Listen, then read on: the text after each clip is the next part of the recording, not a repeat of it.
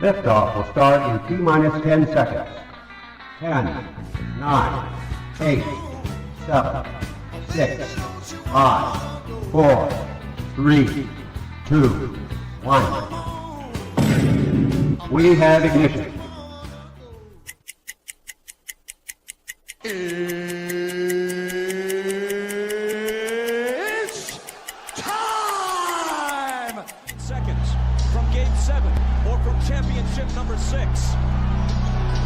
Jordan, open, Chicago with the lead! Behind the screen, Harper got a piece of it, it comes off. The Chicago Bulls have won their 6th NBA championship. Tying run at second, 2 out, Palmero, over the head of Jenks, Uribe charges, throws, out, and the White Sox have won the World Series. To the far side around the 8-yard line to Hester. Under it, and to the middle of the 15, to the 20, break free of the 25, to the 30, to the outside, 40, midfield, 40, 30 to the coast, 20, 15, Hester 5. For the 3rd time in 6 seasons, it's one goal achieved. The Chicago Blackhawks win the Stanley Cup. A little bouncer slowly toward Bryant. He will glove it to Rizzo. It's in time, and the Chicago Cubs win the World Series.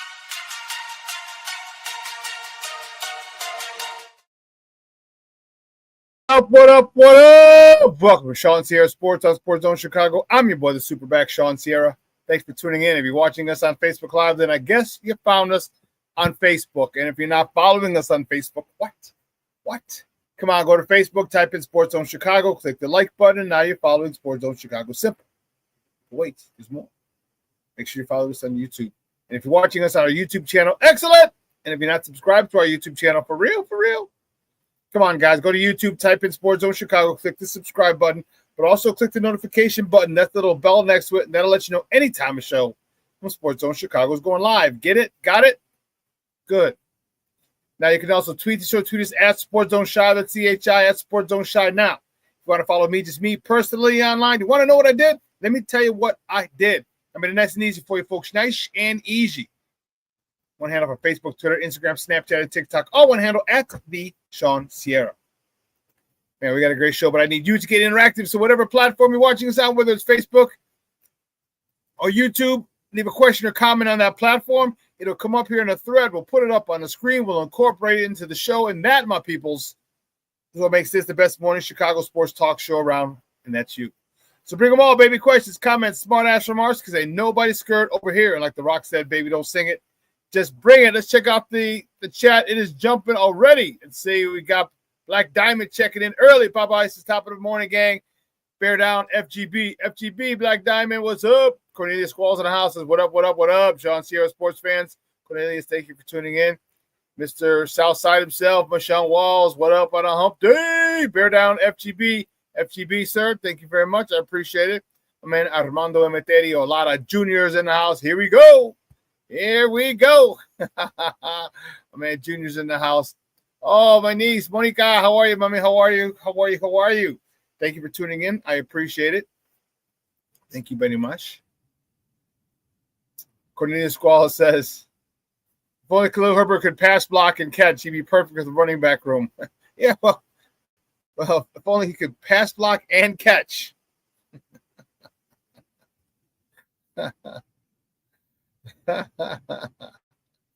Pass, block, catch. Wow.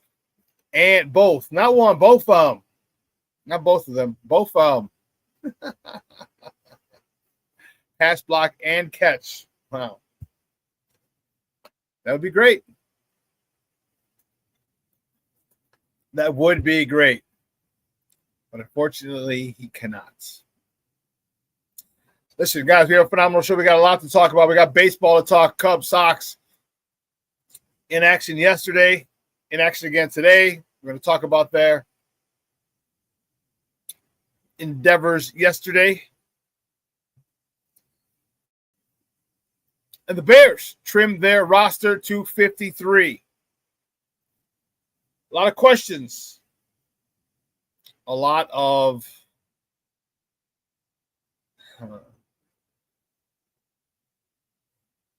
concern. A lot of people, a lot of concern. A lot of new people on the roster. A lot of old people a year or two in are released. Goes to show you, has Ryan Poles been really, does he really know talent? That boy got talent. He good. He real good. All my America friends.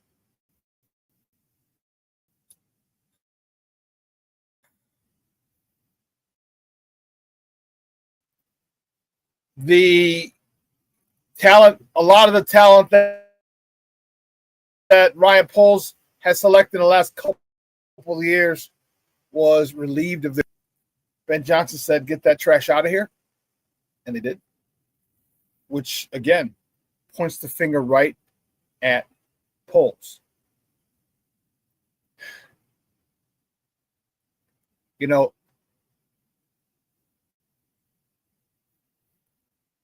how this guy continues to have a job, I don't know. How he continues to get a stay of execution, I don't know. The biggest issue I have, okay, is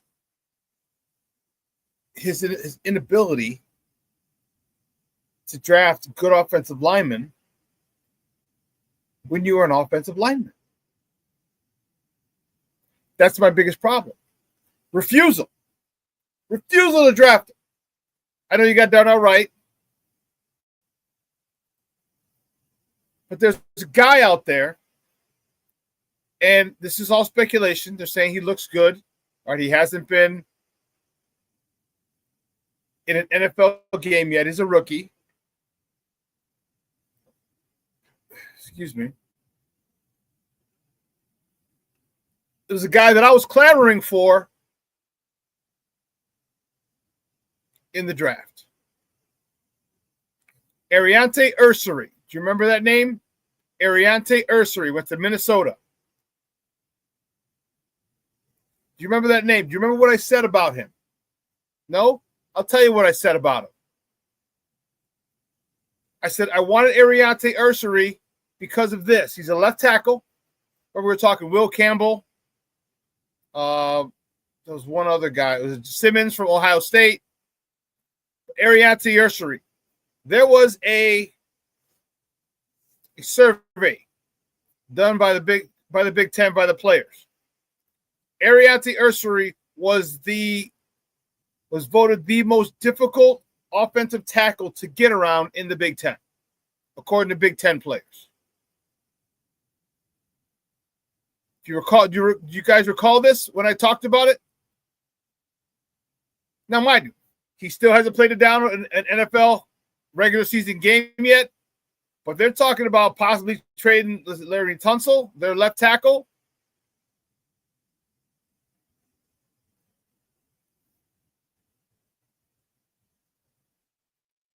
So, and he got taken about 9 spots after Luther Burden. And I think, and I hope, Luther Burden is going to be a stud. But you need to shore up that offensive line. We had a good wide receiver room. All right, we had DJ Moore. We had Rome Odunze. You had already selected Colson Loveland. We didn't need Luther Burden III. Now, mind you, I'm not saying I didn't want Luther Burden III. I'm not saying I'm not happy with him. I'm not saying that. What I'm saying is this. You draft your necessities first, luxury second. It's like life. How many times do you in the store and you get something and you get it and you're like, oh, I want this, I want this, I want this. And then you're like, needs or wants, needs or wants, needs or wants. Luxury, necessity, luxury, necessity. luxury. I ain't got the money for it right now. Got to go back. You've all been there. And Ryan Poles, for whatever reason, wanted to get the luxury. Again, I think Luther Burden can be a great player for us. But now we're stuck with the left tackle position being unsettled. Braxton Jones, due to his recovery from the ankle surgery, not as strong, not as nimble, not as fast. It's an issue for us. You draft the right tackle in college who was a monster, and you try to move him to left tackle, not working. So there's a lot that bugs me about Ryan Poles. When we get into the 53-man roster and who was cut, a lot of his former players that he drafted were cut. Trimmed off the roster. And that's a problem for me. Why do you not want to draft offensive linemen in the first round? First or second round, you could add Ariante Ursary. Do you guys remember me talking about Ariante Ursary? Ariante Ursary, the kid out of Minnesota? When everyone talked about Will Campbell, we were like Will Campbell, Simmons, and there was one other guy that I can't remember. That was a stud left tackle. And I said, if this falls, Ariante Ursary. I saw that report. I saw that. I can't remember who reported it. But when I see that, and this is why I place the opinion of players in such high regard. When you got guys in the Big Ten saying this was one of the most difficult guys to get around, I'm paying attention. I'm paying attention. The Big Ten is big boy football. Okay? A lot of those guys you see on Sunday, many of them you see on Sunday. And when they vote guys who are tough and they give you their opinions, you listen.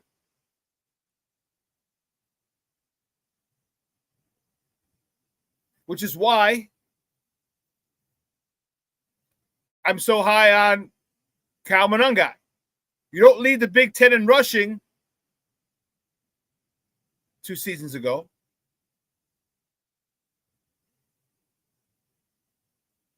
Without being a stud. You don't come in second in the Big Ten in rushing without being a stud. Now, you might not have every single thing possible. But there's one thing. He's 5'9", 5'10", 210, 205, 210. And there's all these measurables that you have. All these measurables that they use. Can't measure a young man's heart. Can't measure his desire. Just can't. You can't. So when I see players playing well and other players giving them props, I take notice. Ariante Ursary was one guy that I wanted. But, nope. Again, no disrespect to Luther Burden III. All right, the fact that we have him, I'm cool. I'm riding with him. And I hope he becomes great. But we are still here searching for a left tackle. Braxton Jones is probably going to be the guy just because he's a starter. He started 3 years. Isaac Trapillo felt more comfortable back on the right side. So you set him up to get comfortable on the right side, then move him back to the left side. Is that what you're going to do? Coach Bouchard, Coach Johnson, is that what we're doing now? Theo Benedict. I mean, I don't know. So let's go into the season with a question mark at who's protecting Caleb's blind side. Let's do that. I'm telling you, Caleb's going to have to get the ball out quickly because there's going to be pressure on him on a consistent basis. You're going to have people in the space. You're going to have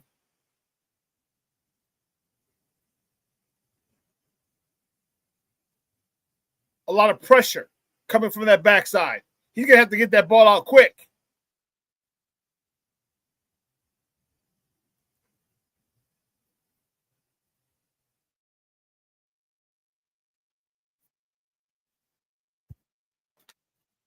I'm a little annoyed.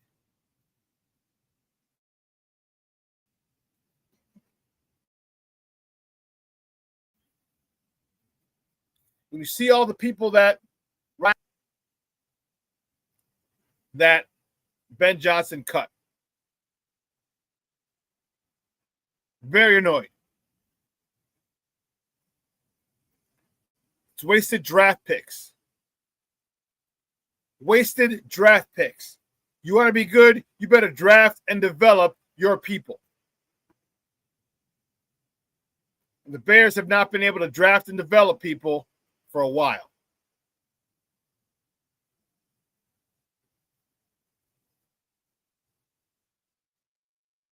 Cornelius Squalls, excellent point. Says, for instance, Tyler Scott had his best training camp under Ben Johnson. It was because of better coaching. Yes, because the coach sets the tone. The coach demands. This coach is demanding excellence. And he's holding his coaches to that standard. And the coaches are holding the players to that standard. You know the old saying, shit runs downhill. So when Ben Johnson is on Antoine Randall L., when he's on Dan Rochard, when he's on Eric Bieniemy, when he's on Dennis Allen, when he's on who's this, the DB coach, the guy from Green Bay.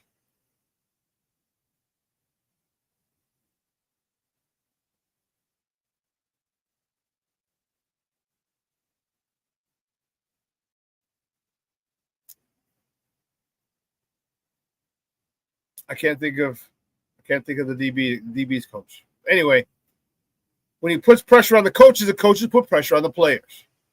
Al Harris. Al Harris, thank you, Steve-O.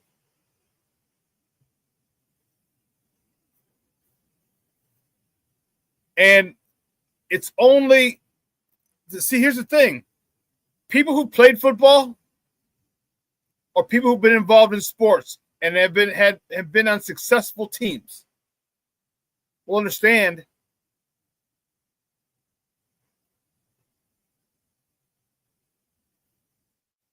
there's a way to go about things.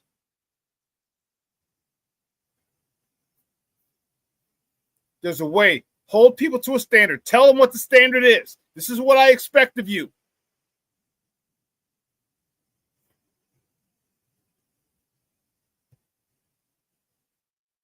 This is what I expect of you. This is the standard. You tell people what the standard is and you hold them to it. Guess what? They will adapt. People are resilient. We can adjust to any situation if we're told, as long as the standard is being upheld and it's not being moved. As long as we're not expanding the strike zone, we're okay.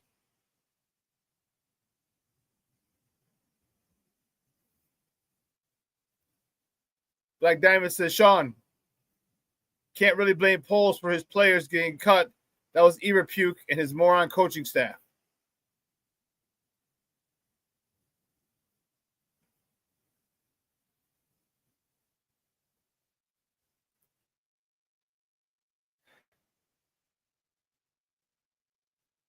I don't know, Black Diamond.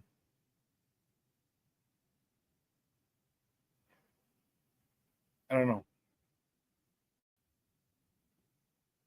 Maybe you can't give it all to polls,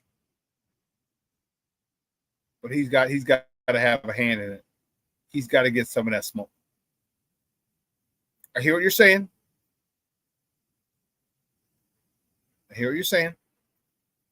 I'm rocking with it. But polls doesn't escape the wrath. Doesn't escape this smoke. No, he doesn't. You have to also be able to identify talent and say, hey, listen, here's what I want. Here's what I think needs to be better. And I get it. You want to give the chef the right ingredients, but you also have to know when things are what's out there. If you know Craven, yes. Picking a punter in the 4th round says all you need to know about polls. Craven checking in. What's up, Baba? King Book of World checking in. He says no one was developed in the last regime. It sucks that all those picks are wasted. Yeah, it does. It does. Just what I said. Wasted draft picks.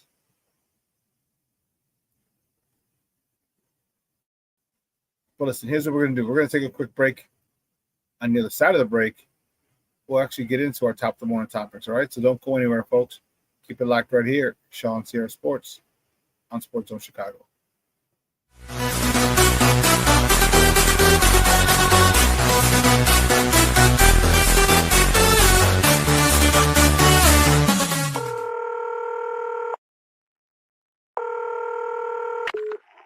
Operator 901, where's the emergency? 127 Brynmere. Okay, what's going on there? I'd like to order a pizza for delivery. Ma'am, you've reached 911. This is an emergency line. Large with half pepperoni, half mushrooms. You know you've called 911. This is an emergency Do you line. know how long it'll be? Okay, ma'am, is everything okay over there? Do you have an emergency or not? Yes. And you're unable to talk because... Right. Is there someone in the room with you? Just say yes or no. Yes. Okay, it looks like I have an officer about a mile from your location. Are there any weapons in your house? No. Can you stay on the phone with me? No. See you soon. Thank you.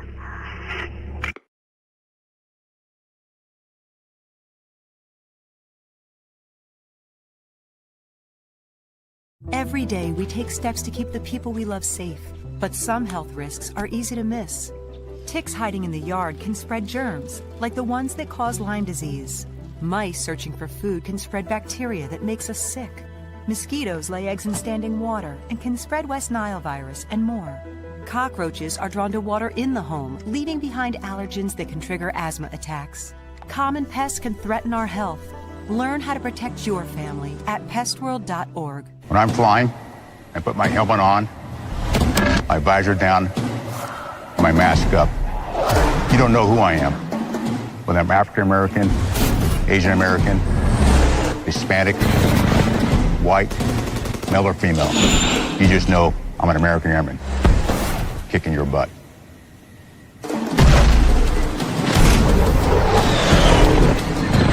I'm General C.Q. Brown Jr. Come join us. No, I don't know though. I'm scared. I mean, you're so...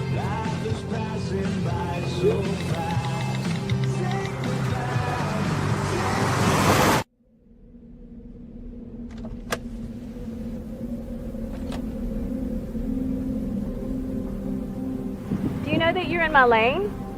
No, not at all. Are you not paying attention? Are you texting? I was just checking in with my mom. I was telling her that I thought we'd be home by 6. It's okay. There's enough time. Just pay attention. I'm not even halfway through my text. There's no way. I'm not even going to look up. My babies are in the car. You have to pay attention. It's just supposed to be a quick text. I'm so sorry.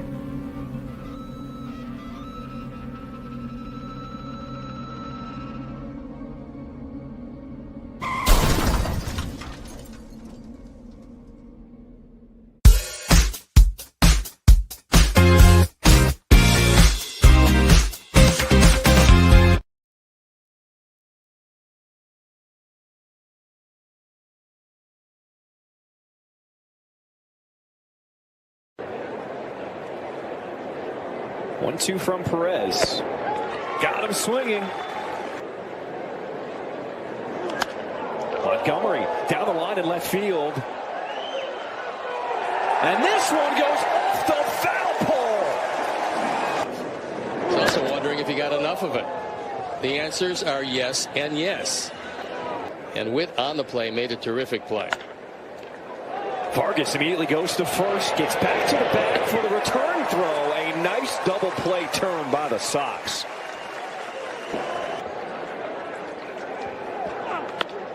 Kyle Teal into center field. It's going to drop in front of Tolbert. The run will score, and the Sox a 2-0 lead. RBI single for the rookie Kyle Teal. Welcome back to ShawnSierraSports and Sports Zone Chicago. Those clips courtesy of the Chicago Sports Network. Those were the good guys on the south side who snatched defeat in the jaws of victory.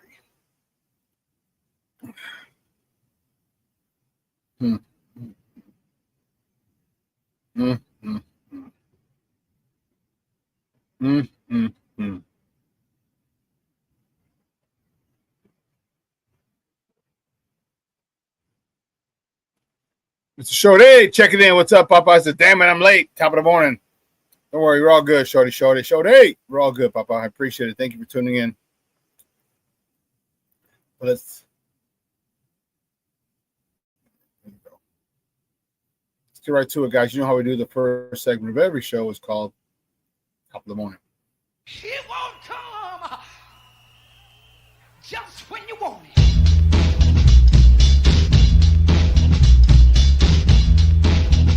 Top of the morning to you. Top of the morning to you.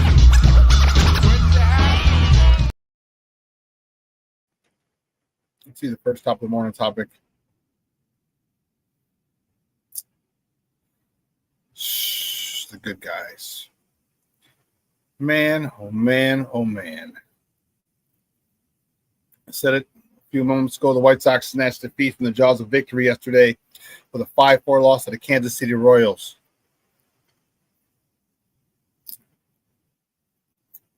Yoendris Perez got a great start. What a phenomenal. You wasted a phenomenal start by this young man. He got a no decision. 7 innings of no hit, of no run, of scoreless baseball. 1 hit. 7 innings, 1 hit. No walks, no runs, 5 punch outs. And you waste the damn outing because you're freaking bullpen.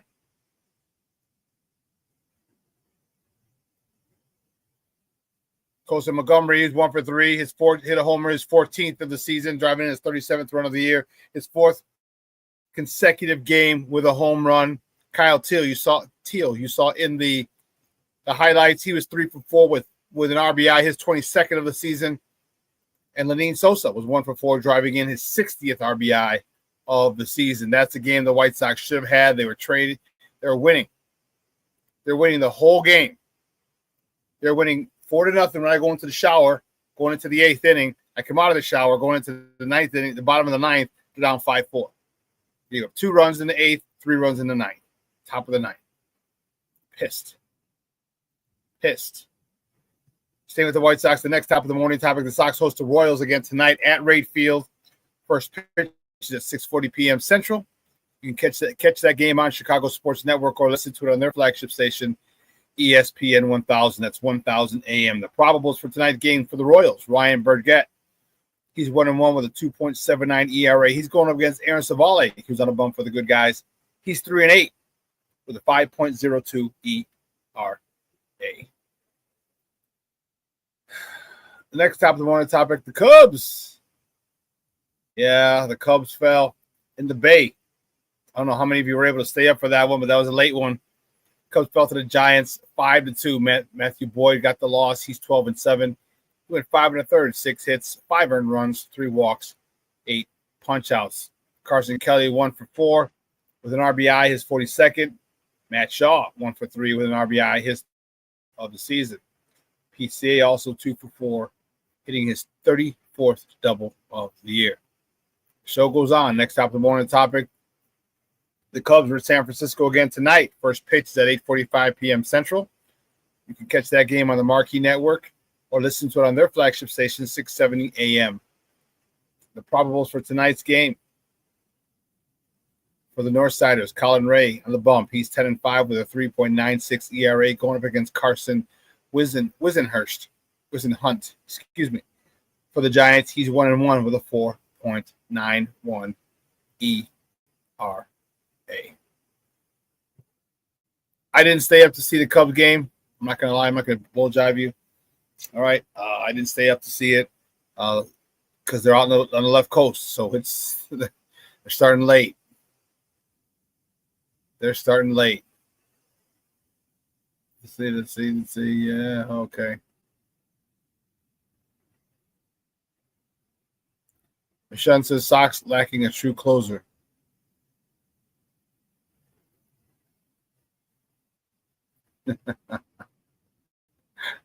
I'm ahead. Junior says, Craven, I remember going to the 1983 Bears-Eagles games. The whole section I was in were chanting, "We want Moorhead." Of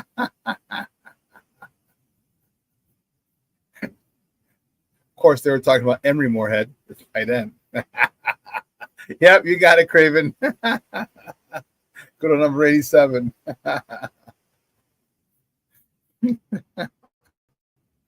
That is awesome. I'm telling you, you guys make doing this so fun.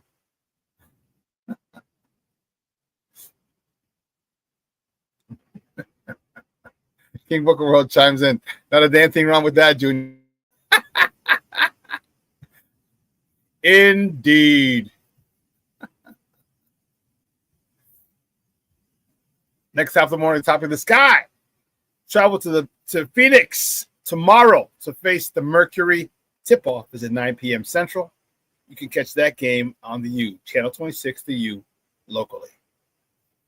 All right? Do that tomorrow.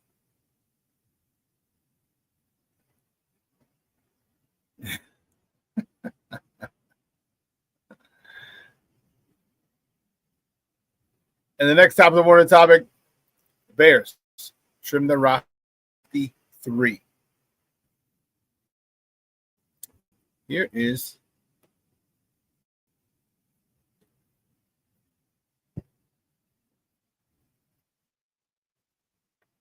the roster.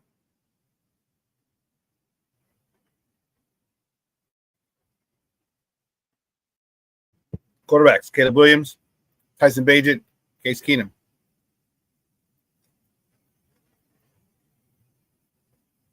Running back, DeAndre Swift, Kyle Monangai, Rashawn Johnson.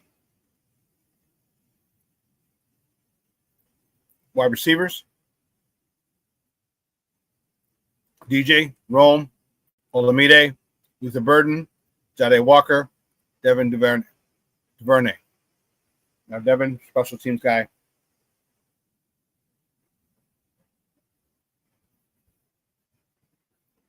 Tight end, Cole Kmet, Colston Loveland, Durham Smythe. O-line, Braxton Jones, Joe Tunney, Drew Dahlman, Jonah Jackson, Donald Wright, Ozzie Trapillo, Ryan Bates, Theo Benedette, Luke Newman, Holy Cross guy. I know he went to Michigan State after 2 years of Holy Cross, but Holy Cross guy. And Kiran Amagaji. Interesting they kept Amagaji, but okay.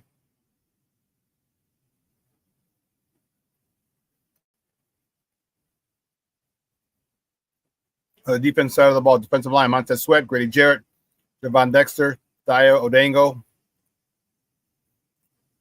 Austin Booker, Andrew Billings, Chris Williams, Dominic Robinson, Daniel Hardy, Shamar Turner.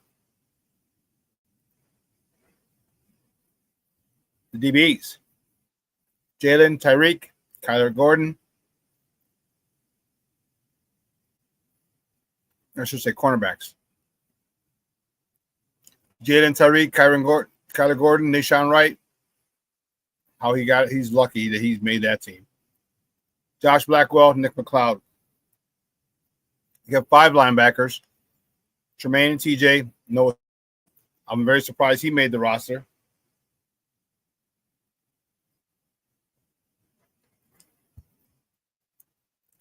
Ruben Hippolyte, Carl Jones Jr. Safety, no surprise here, Kevin Byard, still in the house, Jaquan Brisker, Elijah Hicks, and Jonathan Owens. No surprises there. The special teams, you got Cairo Santos, Torrey Taylor, and Scott Daly.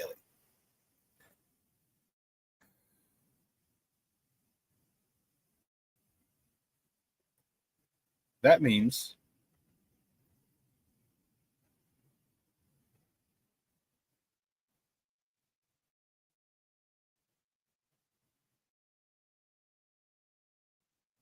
the Bears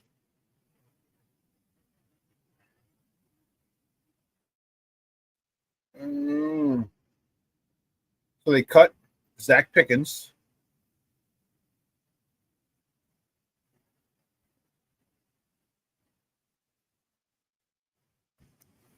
So the following players were on a reserve injured designated for return. Travis Homer,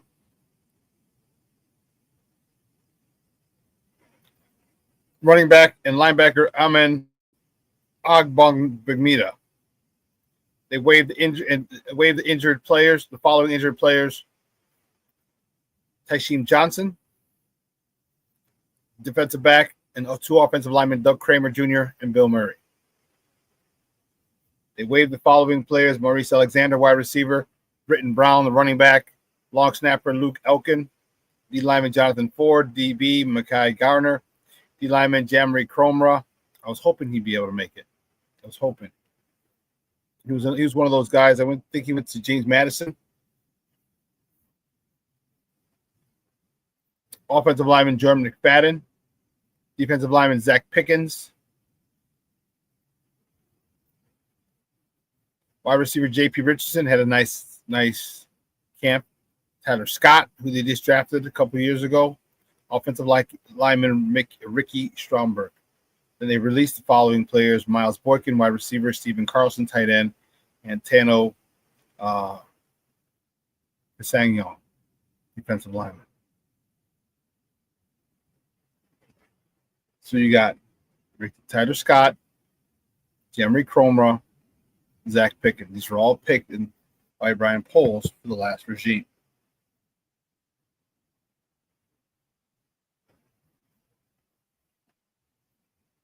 This is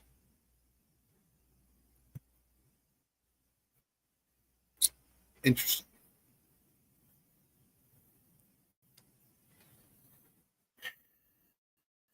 Very interesting.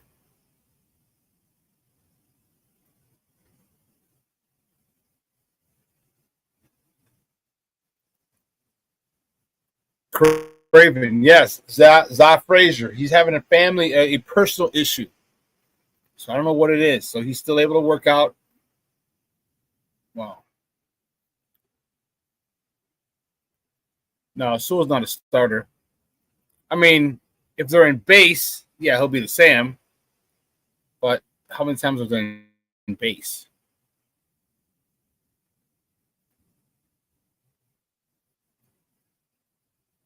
Cornelius said, Shawn, which running backs would you suggest the Bears pick up to fill out the running back room?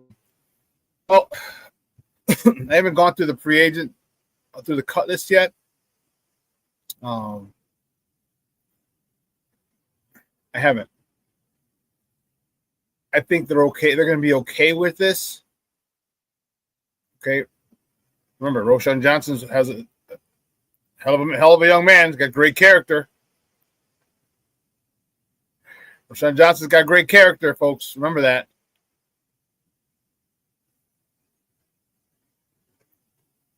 I'll have to look at it and see. Again, I feel confident with Kyle Monangai in there. I do.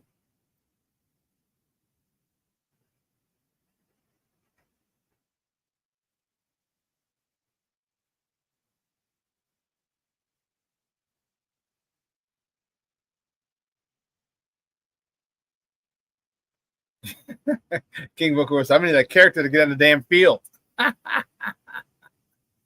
Oh yeah, Craven. Yeah, the Cam Akers is out there.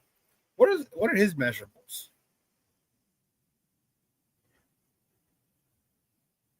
Cam Akers.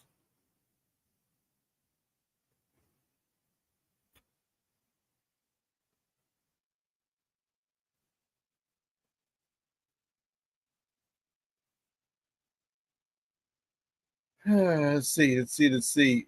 Okay, 5'10", 215. All right. Not bad.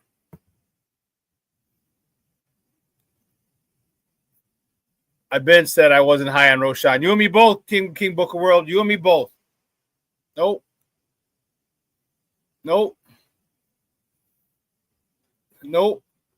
Telling you, from one running back to another. I don't know how. He's just not good. Just not good.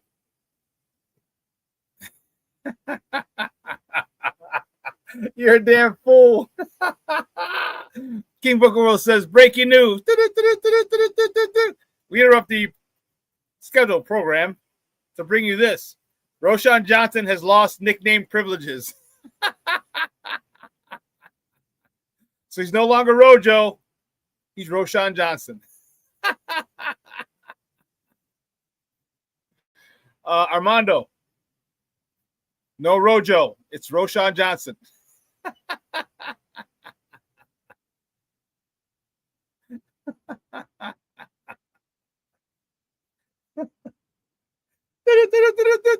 We interrupt the regularly scheduled program to announce this. King of course says we call that bug by its full government name.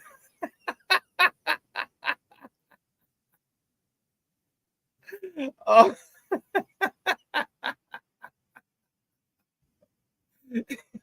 Like Diamond said, Booker, you played too much. I'm thinking he got cut. SMFH. LOL. Oh my goodness. It's full government. Not government. Government. It's full government name. Oh my goodness. But it shows you how the previous regime was inept at drafting talent, at identifying talent, and not just identifying it, but developing it.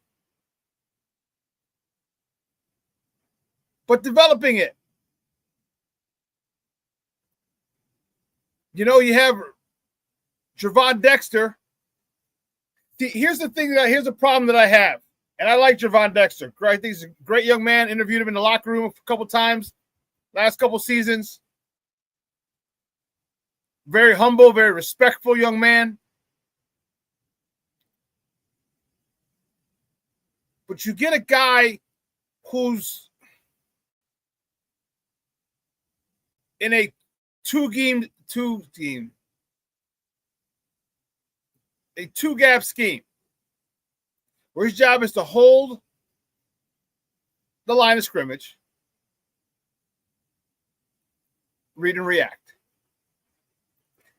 You draft this guy to be in a penetrating scheme.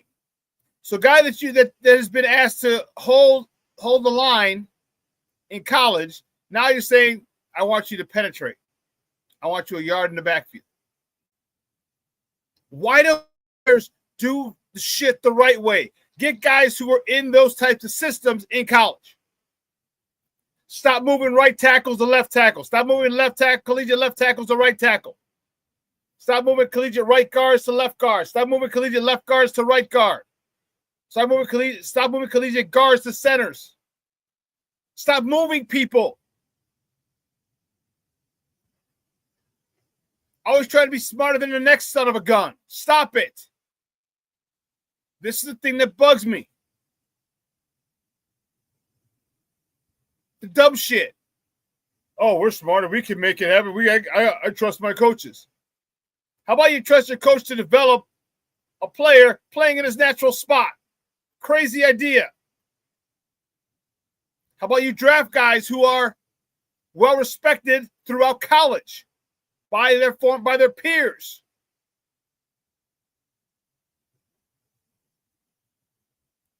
The peers from a Power 5 conference, where majority of those guys, a lot of those guys play on Sunday. When you got that type of recommendation or respect for a specific player, you may want to look at him.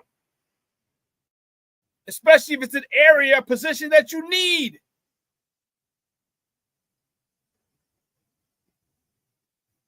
What is wrong with people? Why? I'm telling you, I don't know how people get these jobs. How much ass kissing do you have to do to get these jobs?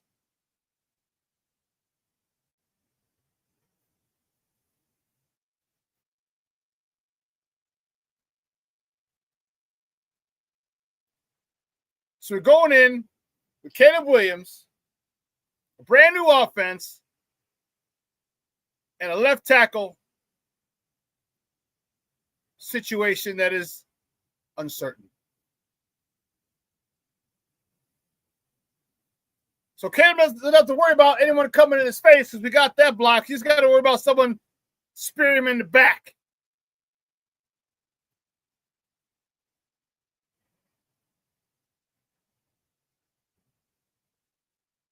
I don't know.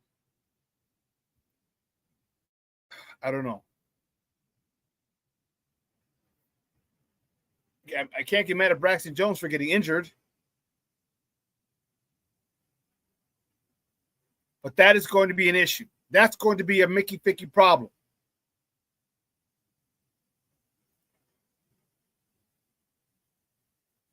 And you could have drafted Ariate Ursary instead of Luther Burden and shored that line up. Shored it up. I'm telling you, shored it up.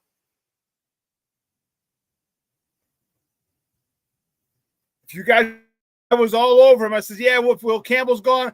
I'm like, Simmons is gone. There was one other guy. There were 3 or 4 tackles. So I think Ariate Ursary was like the 4th or 5th tackle. I'm like, the Big Ten defensive player said he's the toughest one to get around. Why is that not something you look for?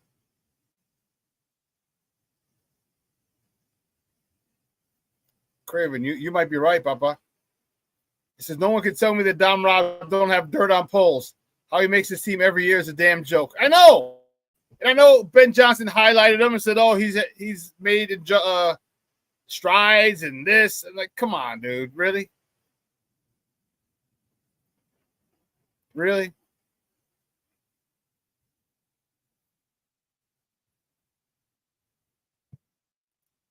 Another that and the only reason I believe they're keeping him is because they don't want to be embarrassed of another one of their players. Like, stop drafting projects. Here's a crazy idea. If you don't have a good developmental system in your organization, don't draft projects. You have a tough enough time drafting quality players and developing them. So you want to draft a project?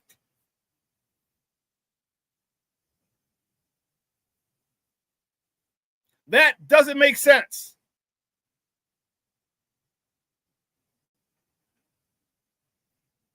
That doesn't make sense. We don't develop well, so let me get a guy who needs extra development. What kind of shit is that?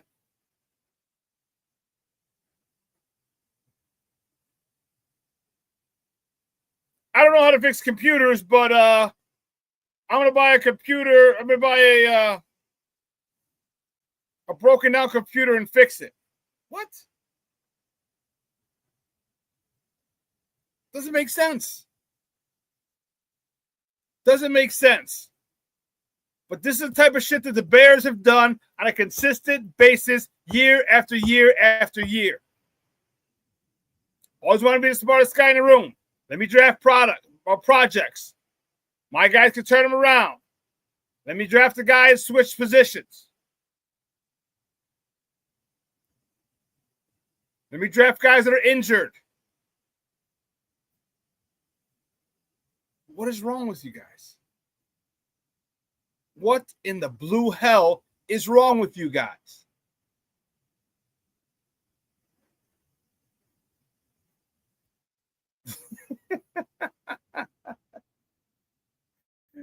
Oh, gee, King Booker World, bro, you got to get a stand-up at Zany's or something, bro.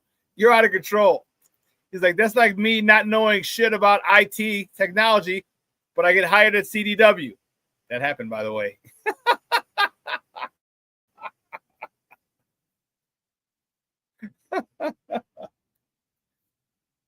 That's classic.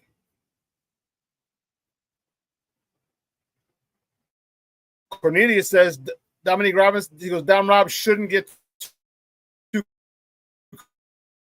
comfortable because I believe the Bears are going to bring in a DN.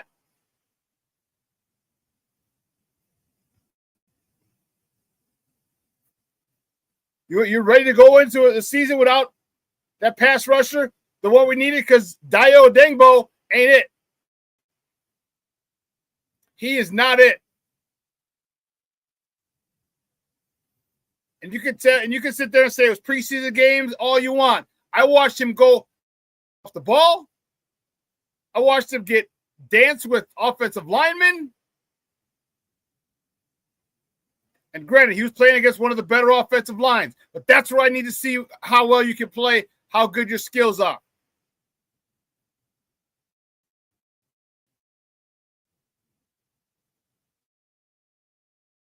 He didn't show me shit.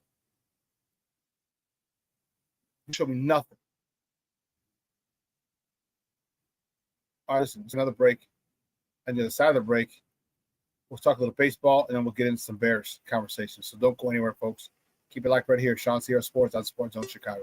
Hey, it's your boy, the SuperBack, Shawn Sierra, and be sure to follow Sports Zone Chicago on all social media platforms, on Facebook, Instagram, and our Roku channel. You can find us at Sports Zone Chicago, and on Twitter, we are at Sports Zone Shy. Also, be sure to download our mobile app so you can take Sports Zone Chicago with you on the go.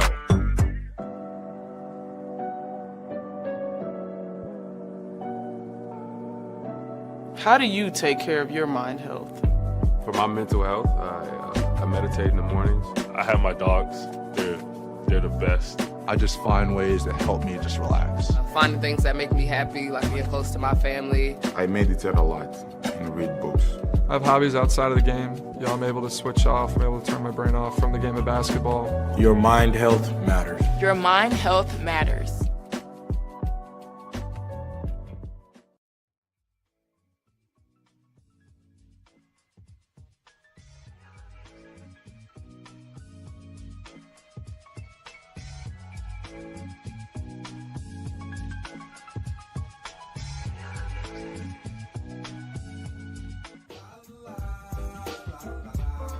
It's a romance sport. What? It's a romance sport like that. Your Marine Corps' way of life is to defend the American way of life.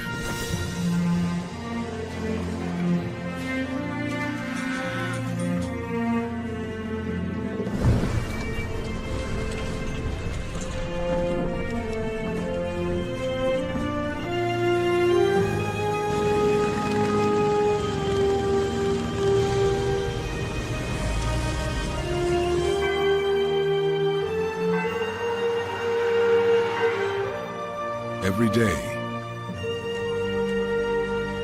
no matter where we serve, we take a stand for our nation, for each other, for us all. The few, the proud, the Marines.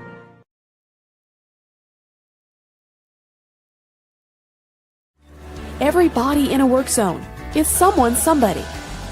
This is my mom. She works for KDOT. This is my dad. This is my mom. This is my daddy. This is my sister. This is my daddy. This is my son, Scott. He was killed while working in a highway work zone. When you drive through a work zone, drive like a life depends on it. Because it does.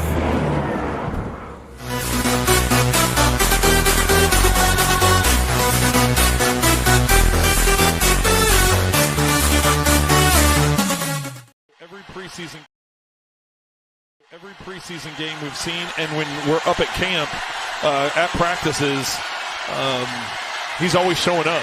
Bagent to a wide open Joel Wilson.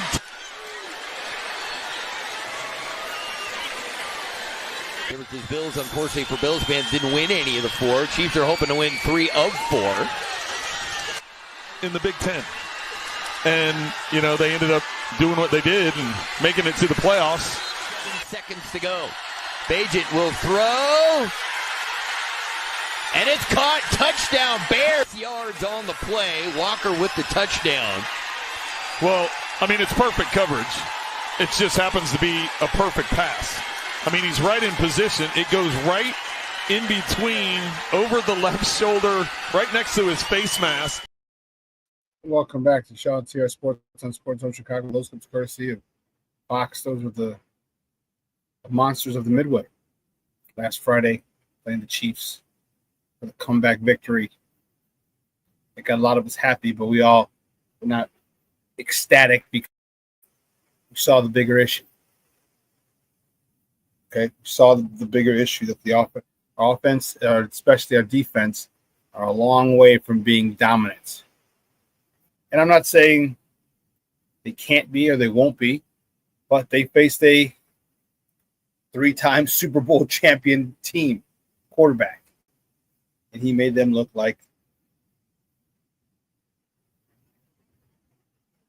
they didn't even belong on the field, those 3 drives.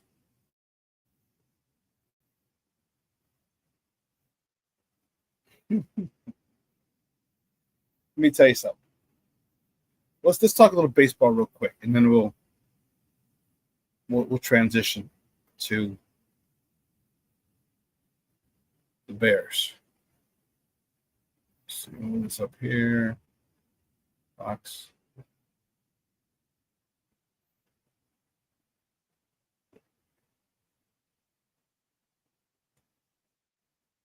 Cubs. They're out in San Francisco, in the Bay Area. All right, my guy, big shout out to my guy Victor Calzada, grammar school friend I've known since kindergarten. Lives out there. He's a guy who went to visit, stayed at his hotel, Stanford in San Francisco. Big shout out to him. Huge Cub fan at the Cubs game yesterday. So he likes to go to the games when the Cubs go to San Francisco. All right. Cubs just couldn't get it done yesterday. All right. I don't know. Again, I didn't watch the game. So I can't tell you, they need to do this, they need to do that. I can't.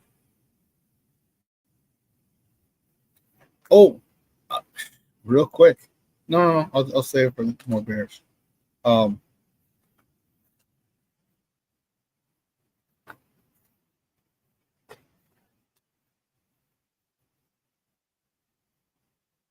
Matt Shaw is your guy. All right. Matt Shaw's your guy. He's been hot since the All-Star break. He has a 1.035 OPS.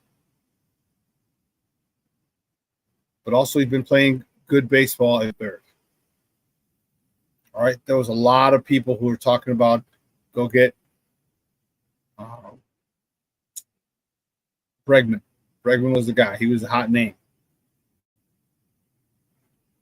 Okay? He was a hot name. Matt Shaw is doing a great job. And that's the thing. You want to get these guys, get them under some pressure, see what they do. Get them under the lights, big time, the stadiums, and see how they perform. Is the moment too big for them? That's what you want to find out. That's what you want to find out. The Cubs are, let's see where they at now. Milwaukee was off yesterday. Couple lost. No,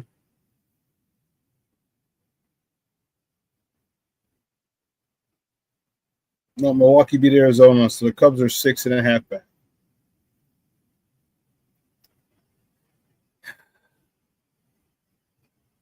Yeah, I think it's probably just focus on the wild card, Cubs. Kyle Tucker needs to get back into. He had a hell of a weekend. We talked about it. Very surprising weekend, but could he be back? I don't know. We're going to find out. Cub fans are going to find out, and you're going to see.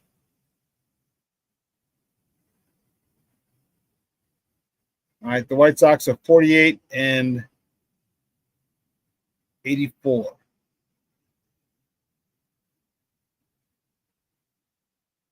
They need to go 15 and 15. They still need 15 games. 15 games, I'm sorry.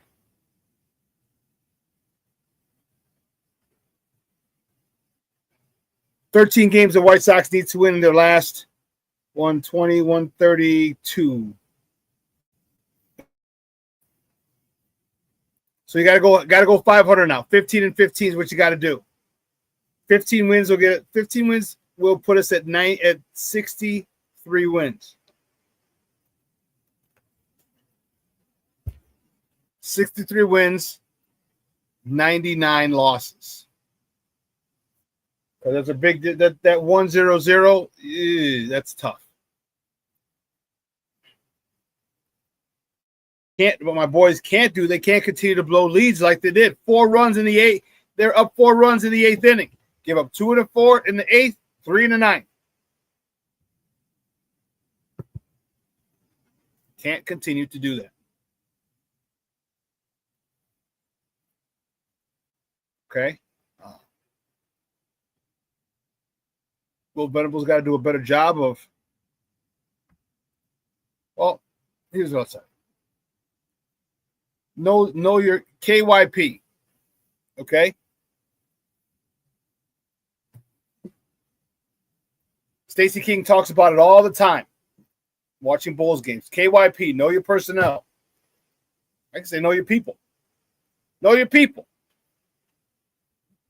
Unfortunately, that happens. This is baseball. It's 162 games. You're going to blow a few leads. But at this stage of the game, you can't afford to blow leads. You're trying to avoid another 100-loss season. You can't afford that. You cannot. And there's got to be a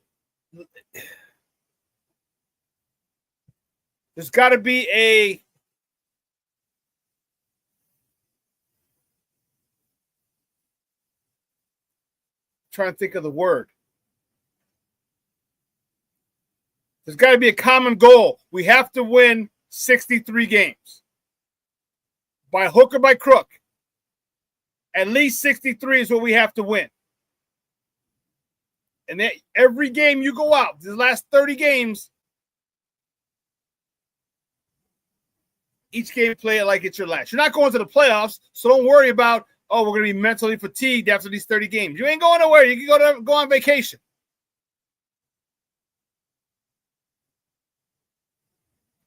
So come at every game like it's Game 7 of the World Series. Come at every game like your life depends on it.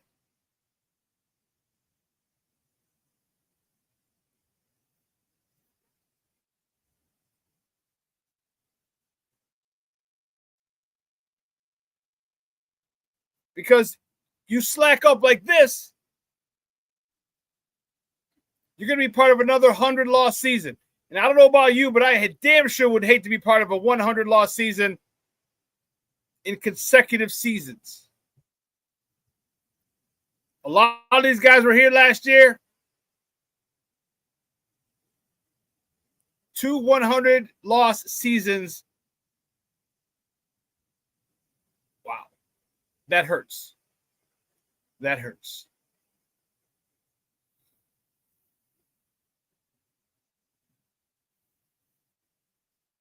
There's got to be a mental focus. There has to be, as players, you got to say, this is not happening. The hell with the manager. Manager's got his own stuff. Players, you cannot let it happen. The level of accountability has to be high. When I got to get guys over, I got to get them over.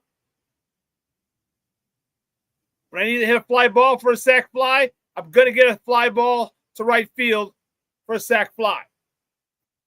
I'm going to get on. I'm going to get him over. We're going to get him in. That has to be paramount right now in order to avoid losing 100 games for 2 consecutive years.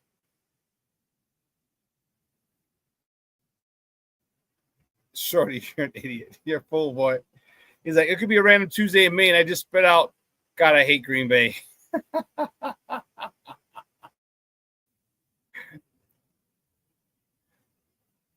That's funny.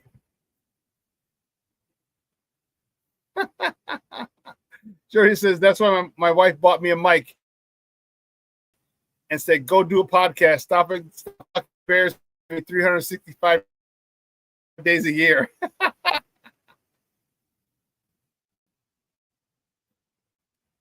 King Booker Will says, hell yeah, Shorty, FGB at all times. At the store, FGB. At work, FGB. I still FGB.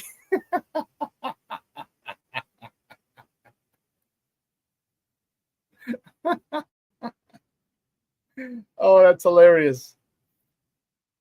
But right now, we're doing well. A hiccup yesterday. Let's get back on the horse today, White Sox. Get back on the horse today. And King Booker World said it earlier, surprisingly, they've been good. They've been entertaining. That's the key thing. They've been surprising, but they've been entertaining. Colson Montgomery, the youngster, 4 straight games with a homer. Nice. Lenny Sosa, driving in a lot of runs all year. Nice. Kyle Teal, brought up this year, driving in runs. Nice. Edgar Carroll, brought up this year, driving in runs, showing up the backstop. Nice.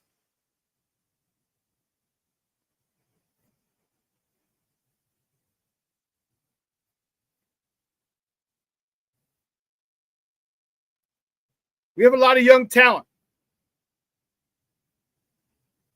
They're going to make mistakes. People like me are going to get frustrated. But I know, just like a lot of Sox fans know, it's part of the process. It's a shitty part of the process. It's a difficult one to go through. But it must be gone through. King Booker World, you are right. King Booker World says they are never not in a game. You're right. It's never the case with them. Never. And they've done it very well. They've acquired a lot of position players. They've acquired a lot of pitching, a lot of young pitching. Shane Smith, Davis Martin, Yoendris Perez last night. Dude.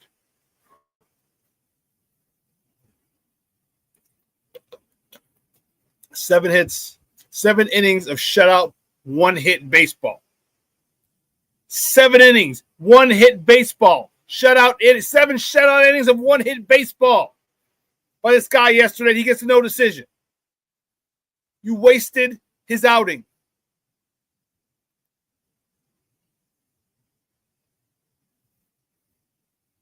King Booker World says, my boycott still stands, though. I need Reinsdorf gone. Hey, bro, listen, I'm going to head up. I was going to try to go yesterday, meet up with Foulmouth Chris Edgerton from the chat in here. I just couldn't make it. But I had to double the schedule and see how many more Tuesday games. Meet us up there. Booker World. Go on to Tuesday. It's $5 Tuesdays.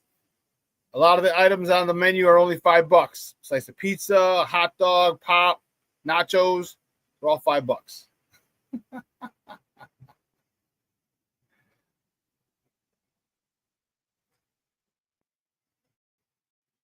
Checking in, Minister Charles Johnson. How's it going, Shawn? Mr. Charles Johnson, how you doing, Papa? Thank you for tuning in. Things are going well. Thank you for asking. I cannot complain.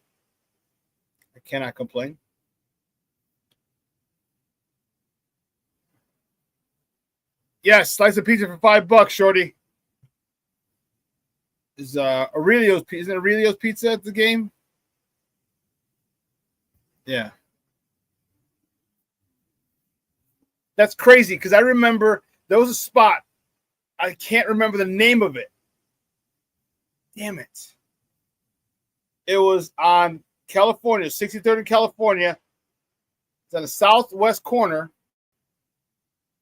So the actual address was on California. There was a little drugstore on the corner, on the southwest corner. But if you keep walking south on California, the next storefront was a pizza place. And man, oh man, did they have the best pizza as a kid. And they would sell slices for $1. $1. I remember it because I must have spent $5,000 at that pizza place. I must have spent $5,000 in that place over some years. Man. I don't even know how we got on this subject. Pizza. How did we get on this subject? Oh, Shorty, we were talking about the $5 Tuesdays. Okay. Yeah, I'm telling you, I spent so much money there. Pizza was good. On Tuesdays at Sox Park, it's pizza's $5, hot dogs $5, nachos are $5.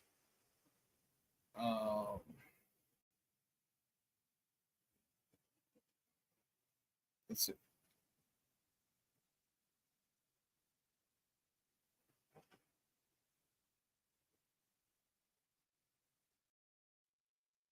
Right out of Tuesdays, the White Sox.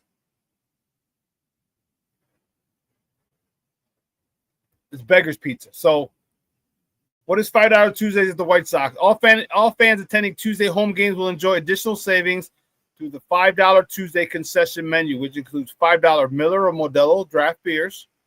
I won't have that because I don't want my gout flaring up. Thank you. Vienna hot dogs or Polishes, $5. Ooh. Beggar pizza slices, $5. Nachos, $5. Select Coca-Cola products or Garrett popcorn stadium buttery. So you're not going to give it a Chicago mix. Yeah. So you can eat well. That $5, $5 beers, $5 hot dogs, pizza, nachos. What I'm talking about. So next, when I go to the game, I'm probably going to go to another game on a Tuesday. I'm supposed to go Friday. I was supposed to go Friday, Puerto Rican night, but I have a graduation party to go to for my cousin's son. He's graduating. So it was his college graduation, and so what he did is he finished remotely. And while he was here, he went to the academy for state trooper. So he finished the academy. He's going to be a state trooper. So it's kind of like a graduation party, state trooper finishing academy party. Graduated from the academy, I guess.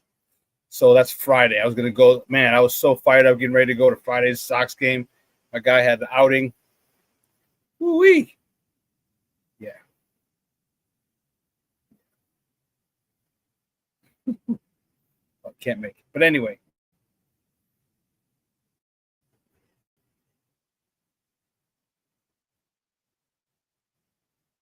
Okay. All right, Shorty. Mr. Shorty says they actually sell mini Pizzeria Uno's pizza at my grocery store here in the ATL area. Fresh, never frozen. They're actually good. The best pizza I can get here. Okay. Okay.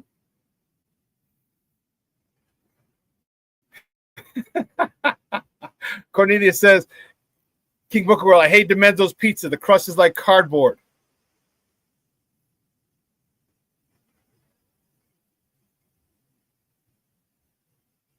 Oh, yeah. King Booker World says, remember Demento's? They used to take your pizza out with a shovel and we'll give you half ounce of Parmesan cheese. I remember. Well, Cornelia says, I hate Demento's. The cardboard. The crust is like cardboard. King Booker World said, and this was true. Says Carney, it was. But one slice fit all division and central. That's nice. Dude, I think they cut the pizza in fours. They cut like a large pizza in fours, and 1/4 of it was a slice. Man, you had to fold that sucker. That thing was huge. When I taught at Flower High School, and then after I left Flower, I went to Washington Irving Summer School, right on Polk and Oakley, right up the street from DiMenzo's. I saw that pizza the first time. I was like, Lord have mercy.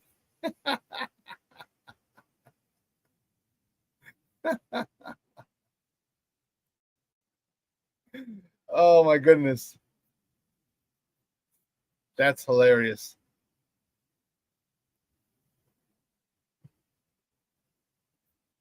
Let's talk about our boys.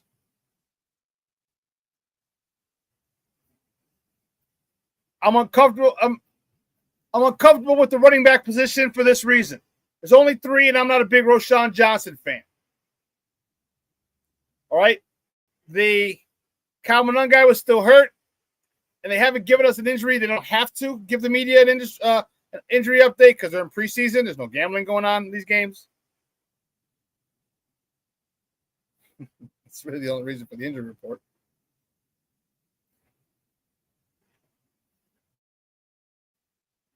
But I don't like the third running back, Roschon Johnson.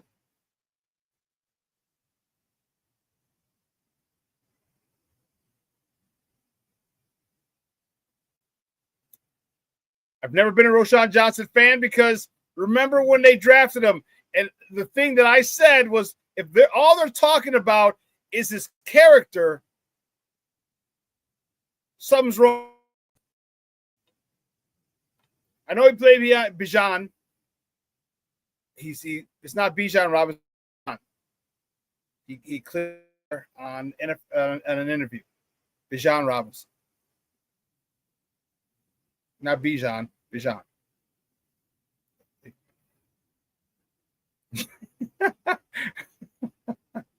King Book of Worlds. Roschon stand-up guy Johnson.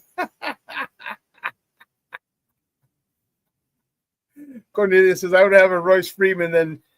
Yeah, and you know what? Ian Wheeler too. But I don't know how good they are in pass pro, and that's the issue. That's the issue I have. Like, this is a situation where you got a running back room that's not. See, Manung guy got hurt, so he didn't play against the Chiefs. I would have loved to have seen him play against the Chiefs. Would have loved it. All right. Britton Brown did a good job. I was happy with his performance. He'll be back on a practice squad.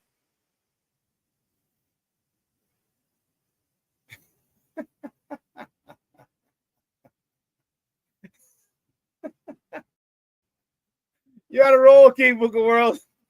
He says, if he don't get his, I want to be fancy face out of here, Bijan.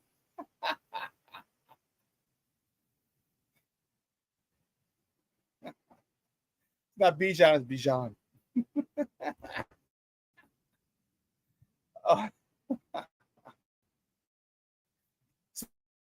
The running back room concerns me.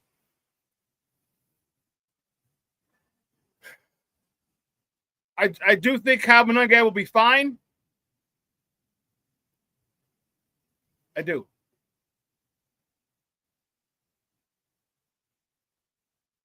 I just wanted him to. I would have liked for him to have played to see what he could do.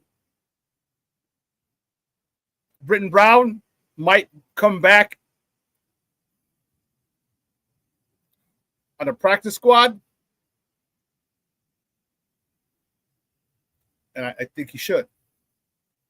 Because you can always bring him up. Because I like what he did on Friday.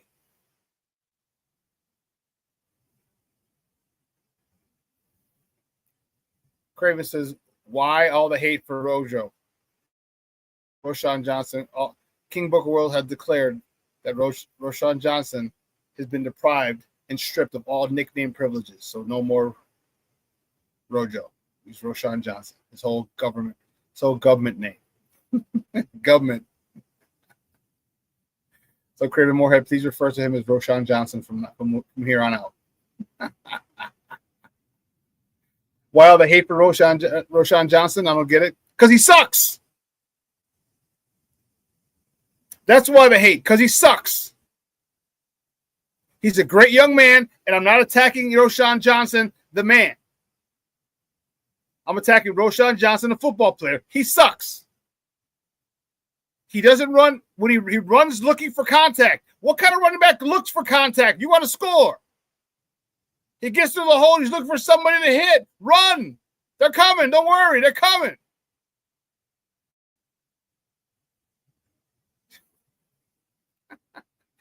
You're an idiot.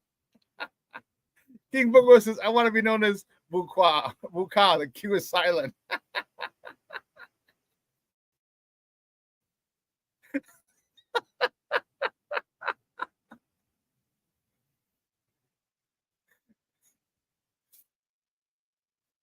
Because when he's not hurt, he's out there sucking. That's how. He sucks or he's hurt. One or the other. If he's not hurt, he's out there and he sucks. He doesn't run with it. He doesn't run with explosion. He doesn't run to gain yards. He runs to try and run people over. It's not your job as a running back to hit people. Your job as a running back to carry the ball and score.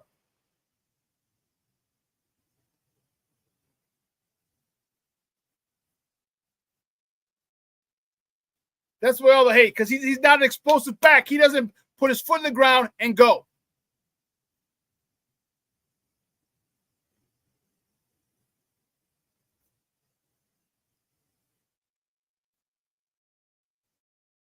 Craven says pass blocks well and is good on the goal line. You guys are crazy.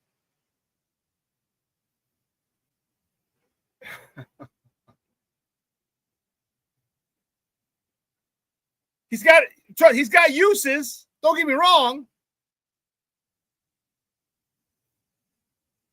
But that's out of my running back. It's called running back. He's not a blocking back. I need you to run the ball. I need you to be a threat carrying the ball. My man, Lucky. Damani Pugh says, shocked he made the 53, but let's see who the Bears pick up on waivers. I'm thinking they grab another running back. I was surprised, too. Like, how does this dude make it? He hasn't played one single snap, and you still made it. Oh, you know what it was? Character. Stand-up guy. He's a character.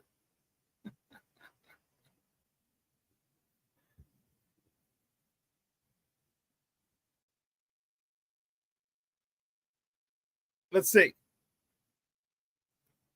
Somebody.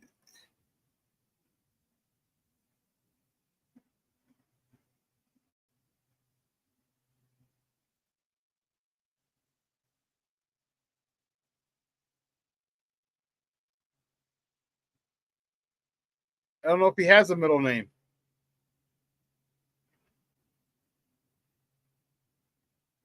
January 31st, 2001. Damn. 6 feet, 227.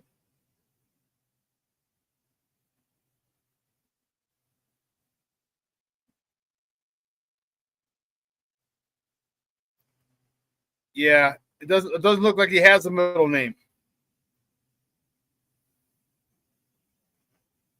Trying to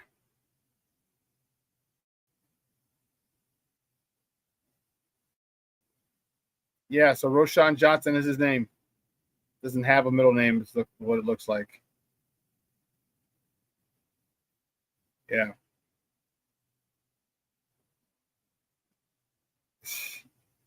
I don't know why we're riding this guy.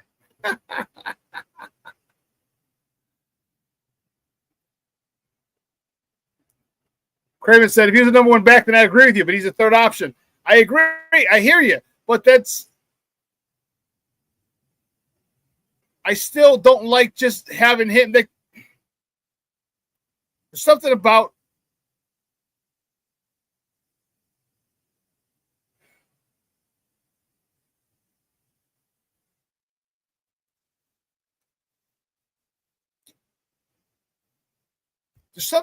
not maximizing your potential. as a running back. Okay, if he's a third option, what happens if two guys go down? And it's happened multiple times in the NFL where one running back goes down, two running backs go down.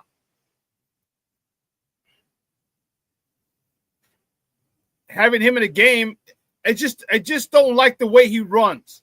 Now, he runs good for short yardage, yes. But if we had three running backs and him in short yardage, I'd be cool. I'd be cool.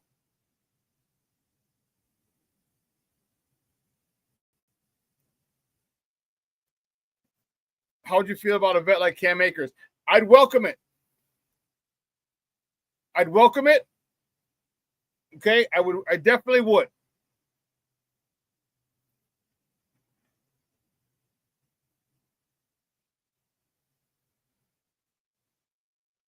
Here's the issue.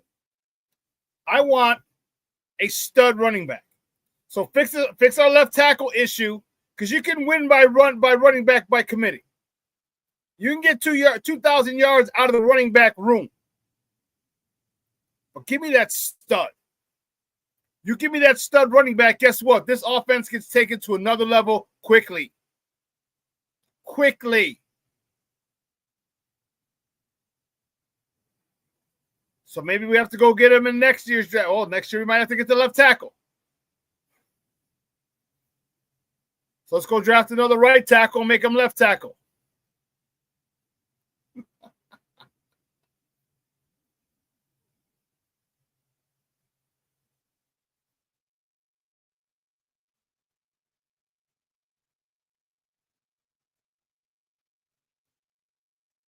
We'll agree to disagree, Craven. That's cool.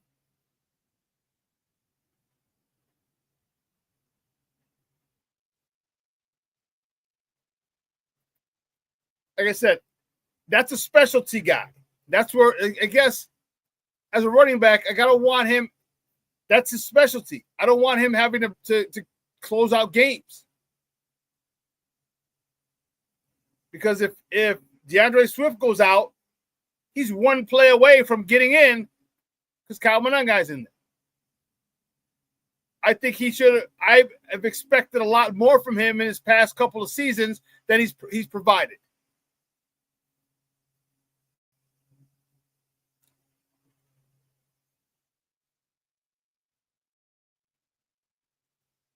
Yeah, could you imagine if the Pats didn't grab Travion Henderson one pick ahead of the Bears? That's who they would have gotten. Oh, yeah.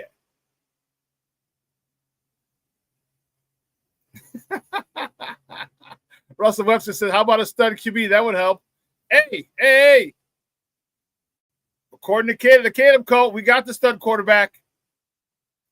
According to the Caleb fans, we got the stud quarterback. How are you really, guys? How are you really feeling, guys, about Caleb's lack of the grasp of the offense?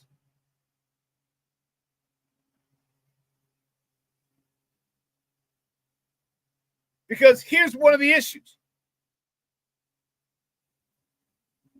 Remember, they threw everything at Caleb. And I remember I told you I didn't like that. They threw everything at Caleb.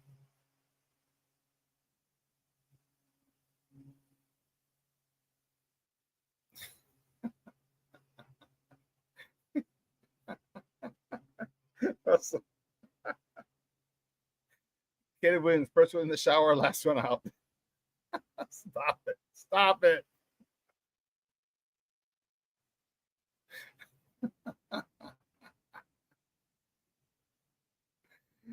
Oh, man, you guys are on fire today.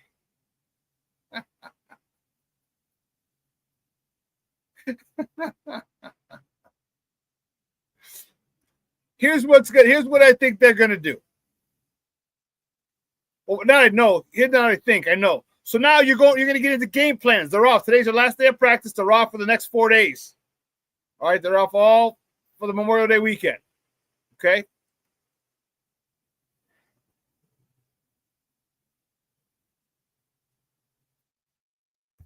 They're going to gear their game. They're going to have game plans now. It's not going to be, here's the whole offense. It's going to be this week, we're going to focus on this.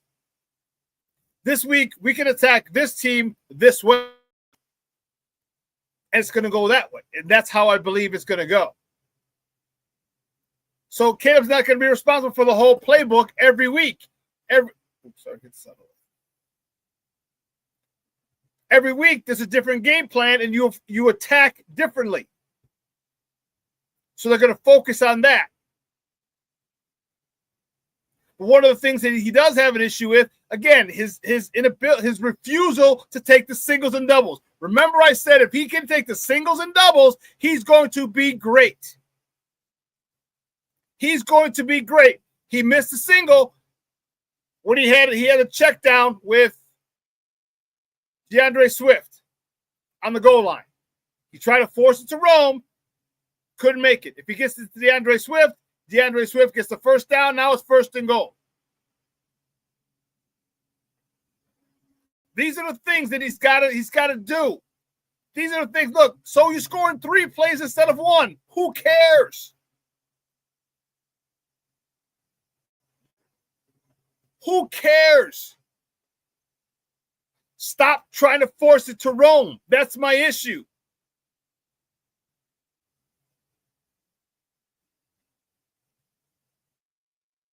You got DJ Moore, and you don't force it to him. Why? I don't understand. I mean, I understand. I have my theory on that.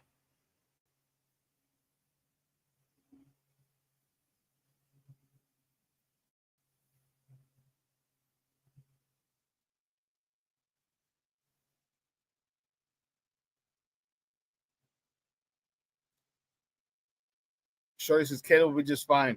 Well, he better be. I'm telling you, he's got to hit those singles and doubles. Just hit those little dump offs. You don't need a touchdown every play. You don't need a big play every single time. Keep the chains moving. Get the first down. I know you want to get the touchdown, but get the first down. Now you got first and goal.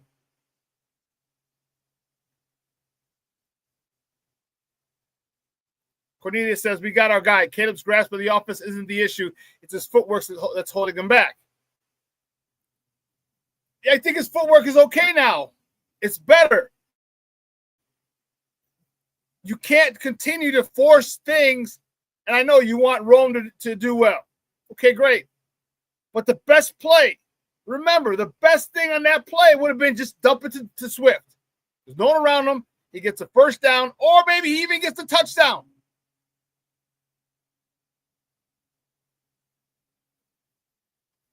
Be the facilitator. Find the open guy. Your favorite receiver should be the open one. He's trying to do Jay Cutler to Brandon Marshall. Marshall was triple team. Cutler still put it in there on a rope. Speaking of, by the way, I don't know if you heard, Jay Cutler's going to be spending 4 days in jail for a DUI. He's arrested. He struck a plea bargain deal stemming from an October 17th DUI arrest in Franklin, Tennessee.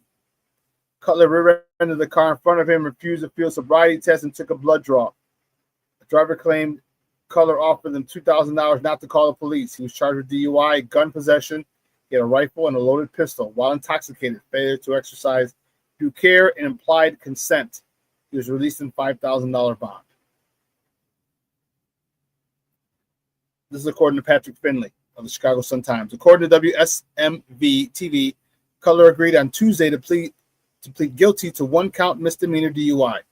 He forfeited the pistol and had the weapon charge dismissed as part of the plea deal.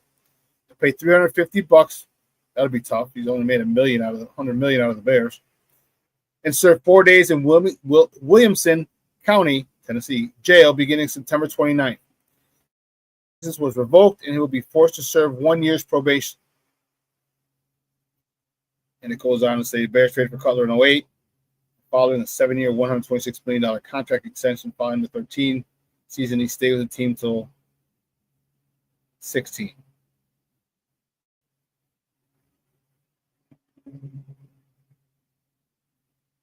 Yeah. So Cutler's going on going to the clink.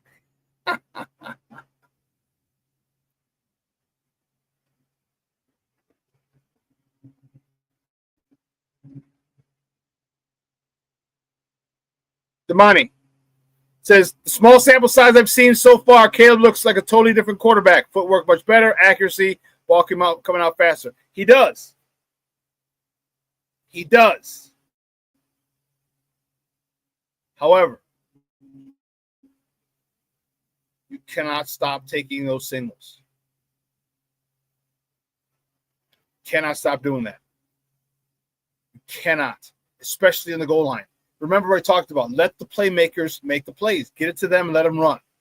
We have yard after catch monster. We have yak up and down in the room, in the running back room, in the tight end room. We have yak monsters. Get it to them. Junior, you're a fool. I'm not going to say anything.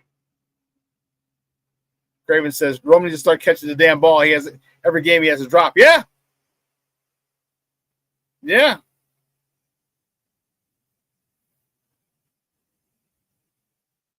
Mr. Shorty says the only thing wrong with Caleb is his height. He needs throwing lanes, or his ball could float trying to get over the offensive lineman. That's not the only thing wrong with him. The only thing wrong with him, he doesn't take the gimmies. He doesn't take the gimmies. And that's what you need. Now that can change.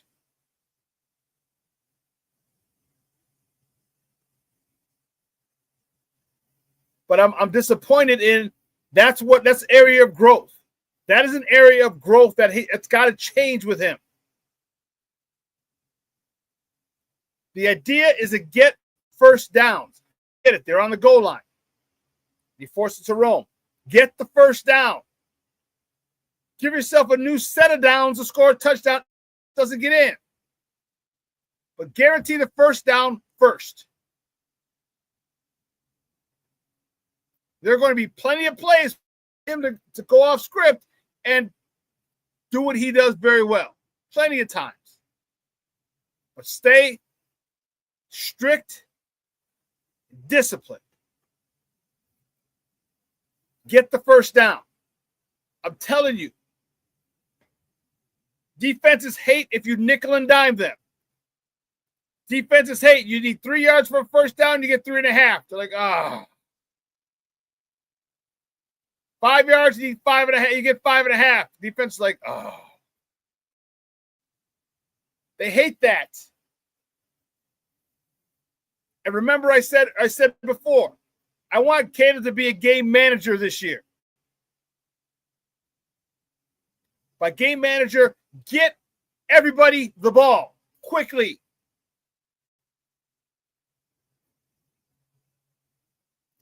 Get everybody the ball quickly. Late next year, and as you progress in this offense, you gain more freedom in the offense because you'll understand it and Ben will trust you. King Booker World about Jay Cutler says, couldn't have it to a nicer asshole.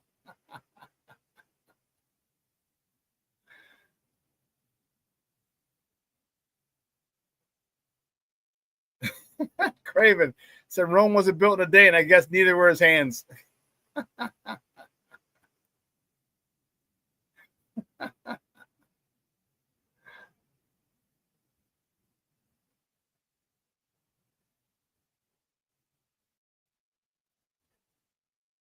King Booker World said, listening to the analyst, though, you would think Caleb's whole preseason was trash. I really don't like those names. I agree. It's hyperbole, bro.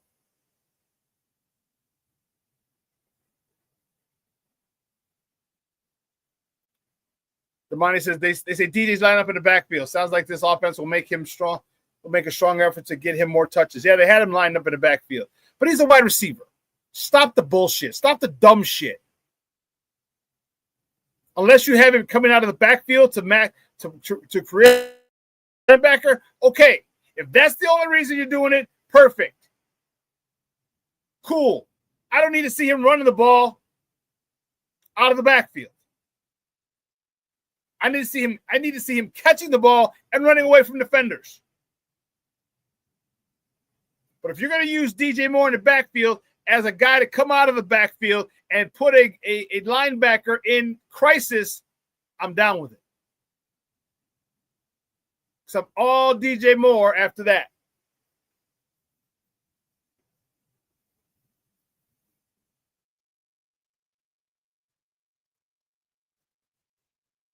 Russell, I think it's an unpopular opinion. Russell says, I'm not drinking the Kool-Aid. TB17, Tyson Bagent should be starting hands down. I don't think so. I don't think he gives them the best chance to win. He gives them a very good chance to win. Don't get me wrong. But it's not the best chance to win. I think Caleb is the best option right now. Right now.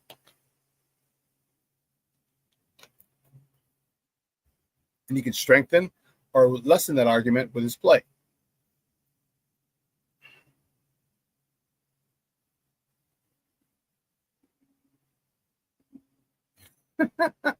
Shorty says, you'll be denied Kool-Aid from my Kool-Aid stand when you want it 6 months from now, Russell.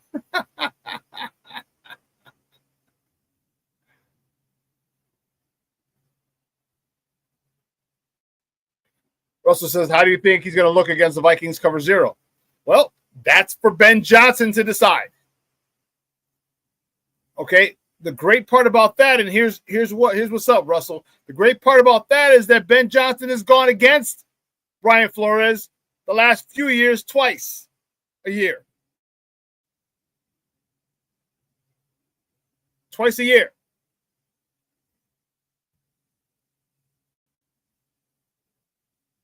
So he knows exactly what Brian Flores is capable of.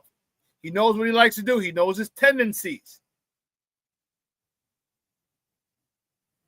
So I think he's going to help. It'll help Caleb if Caleb is coachable.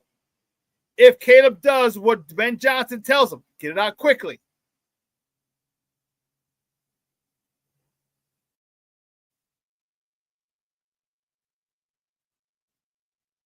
Omar 86 says Caleb Williams needs to find a way to get DJ the goddamn ball. I agree. I agree.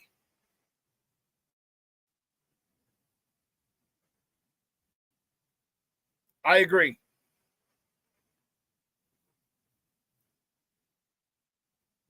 Damani says, from Ben Johnson's years in Detroit, we know he's great at creating mismatches and exposing them. That's why I agree.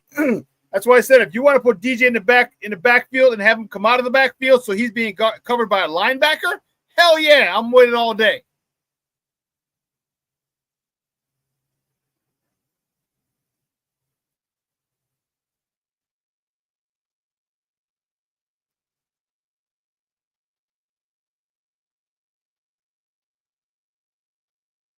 Shorty says we've never even come close to a QB like Caleb, and still some of this fan base hates him. Well, listen, I disagree with you on that, Shorty. We've had some talented quarterbacks. Cutler was very talented. Jake and Justin Fields was very talented. They just weren't developed. They didn't have great play callers. They didn't have great people to develop them. Told you, I don't think Caleb is a generational quarterback. I think he's unbelievably talented, but I don't think he's a generational quarterback. And just because someone's not a generational quarterback doesn't mean you can't be great. Doesn't mean you can't win a Super Bowl. Ask Jalen Hurts. Jalen Hurts is not a generational quarterback. But guess what? He's a Super Bowl champion.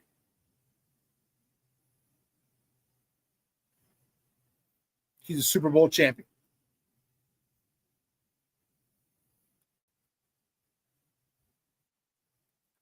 I agree with Russell. So what's he done? Everyone thinks he's so great. I agree. I still need to see it at this level. Again, I don't think he's anything spectacular.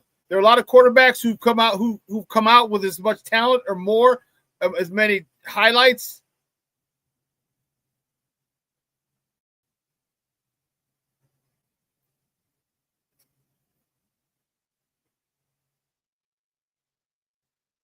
Cornelia says Caleb will be better than Jalen Hurts. I disagree. Jalen Hurts already got one Super Bowl on him.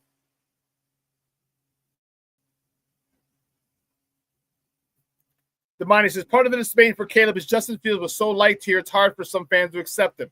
Like bringing in the new chick around a family when everyone loved the ex. You're right, Damani. That's a great way to, yes. Yes.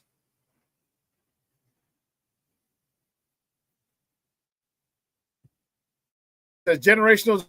He's generational so far for the Bears per his rookie numbers / records. I agree. But that bar is not set very high.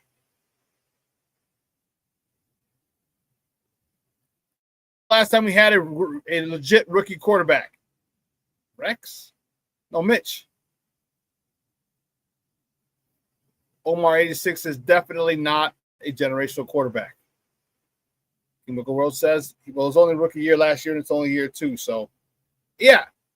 And here's the thing. Don't get triggered because people say he's not generational doesn't mean he can't be great. Doesn't mean he can't be great. That's not hate on him. That's not just because he's not generational. Doesn't mean he can't win a Super Bowl. Doesn't mean he can't be the main part, a big part of winning a Super Bowl. It doesn't mean that at all. So get out of your feelings, all you the Caleb cult. He can be great. He is extremely talented. Now he needs a team around him. But he's got to do his pass up on these throws. He cannot overshoot people, undershoot people. He has to be a surgeon.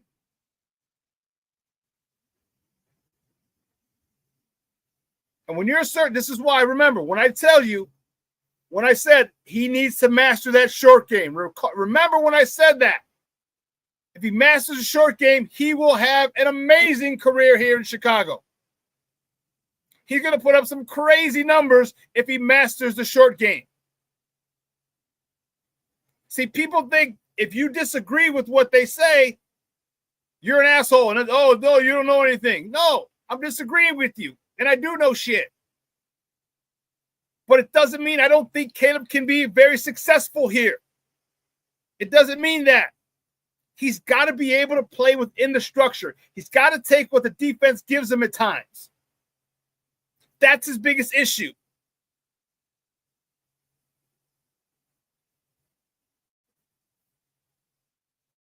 Cornelius Squall says, okay, what's the criteria for generational?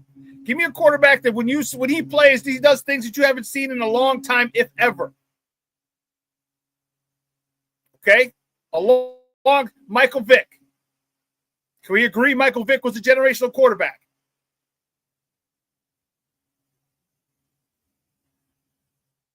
Dan Marino, when he came out, he was a generational quarterback. No one slung the rock like Dan Marino did. Joe Montana, no one had won anything.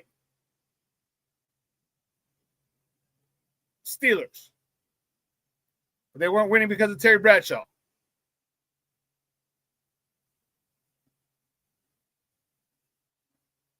Troy Aikman is not a generational quarterback, and he's a three-time Super Bowl winner.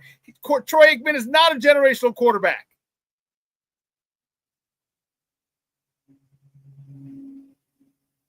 He had a phenomenal team, and what did he do? He got the ball to the playmakers. Turned around, handed it to Emmett, got the ball to Novacek, got it to Michael Irvin. He got it to Alvin Harper. They had a phenomenal defense.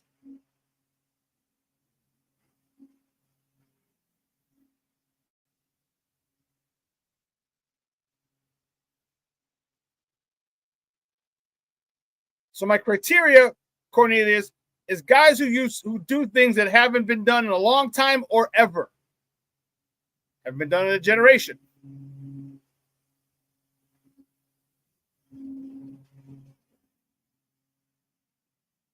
Patrick Mahomes, what he's doing. All right, and I would even go out and say Lamar would be generational. He's got to.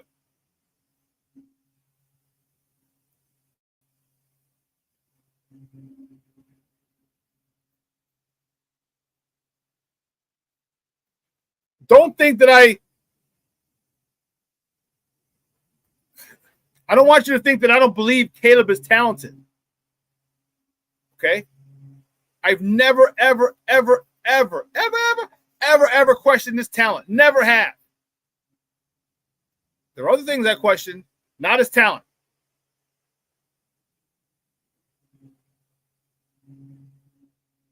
Caleb is extremely talented. Russell, you're wrong. Mahomes gets a lot of help from the refs.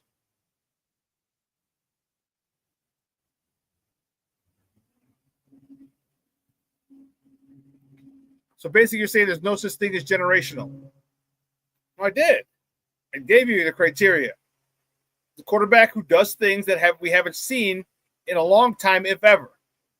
Now, if everybody comes along and does the same thing, then it's not a generational quarterback.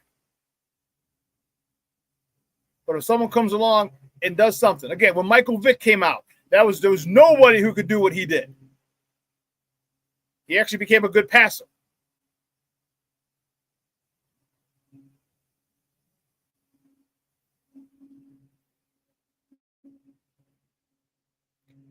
I know you believe in the kid, Shawn. Like me, you just have to see the small things. Yes.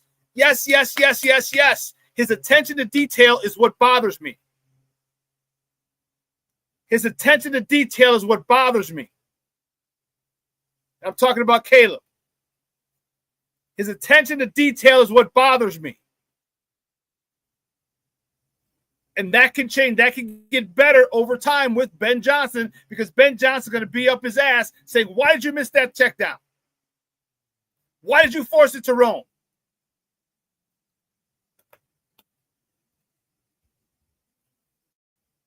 Give me the check down. Give me the first down. Maybe a touchdown on the same play. But reset the downs. Give me 4 downs to get a touchdown inside the 5. That's smart football. Yes, we all want to talk about the great plays and the fantastic plays, and that's nice. But give me the smart football.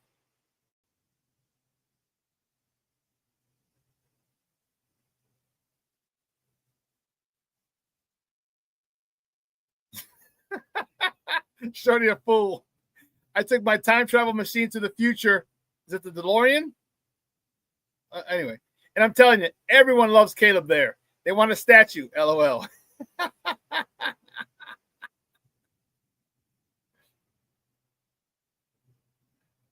Cornelius says it's way too early to exclude or include Caleb. Are you talking about in the generational category?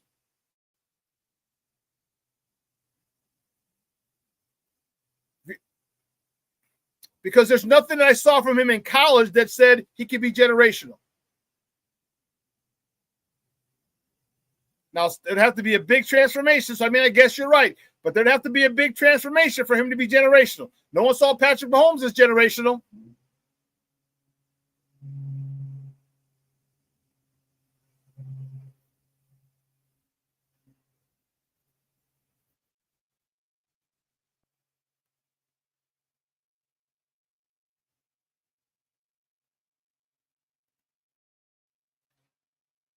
Team Burgerville says, anybody saying Bajan should be starting, miss me with that. I agree. I'm not. I don't think Bajan should be starting. However, I will tell you this. If Caleb goes down, I am more than confident in having Tyson Bajan take the reins. More than confident. More than confident.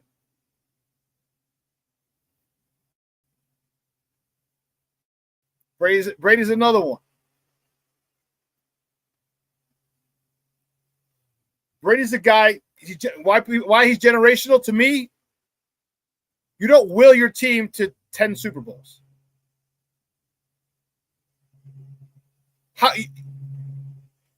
That's unheard of. 10 Super Bowls. He went to 10 Super Bowls.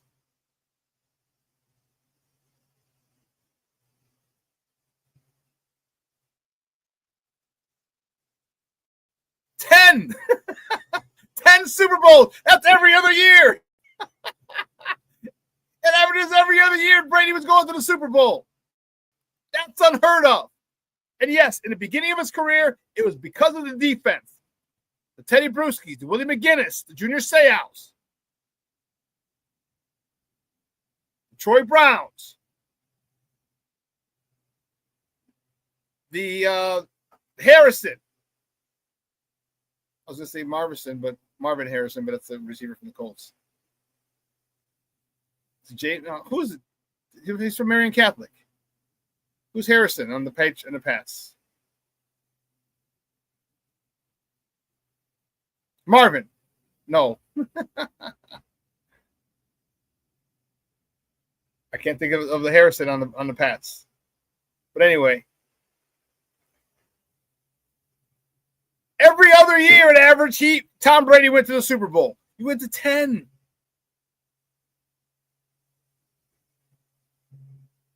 Rodney Harrison, thank you, Craven. Rodney Harrison, thank you. That's generational. Will we ever see someone go to 10 Super Bowls again? I don't know. Patrick Mahomes has got a great start, but you got to get there. Was he 3-2 now in Super Bowls? Mahomes? He's got 5 now? 5 Super Bowl appearances?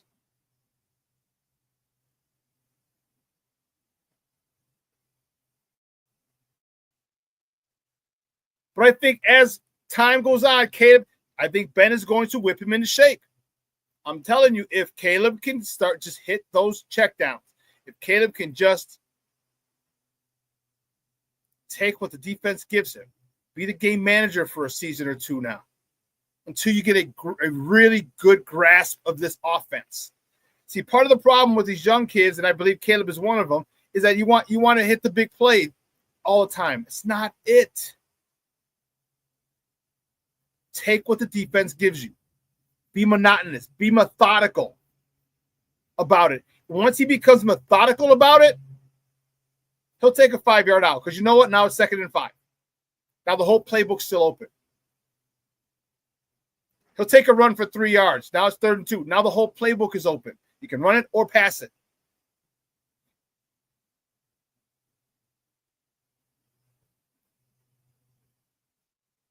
But we'll be fine with Caleb.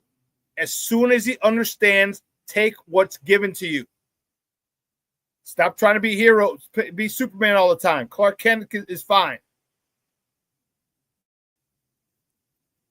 But listen, I just want to say 2 hours is coming and gone. I want to thank you guys for tuning in, shooting the shit with me. You guys are hilarious. Awesome. Mr. Shorty, Craven, Cornelius, King Booker World, Lucky Lefty, Damani, Junior, Russell, King Mashawn, Black Diamond, Junior, Monica, Craven, Omar 86.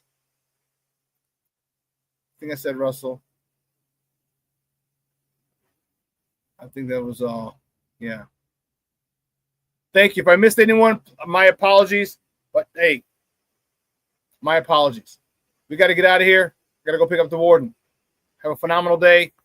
Let your loved ones know you love them, because tomorrow is promised to no one. And from everyone, oh, listen.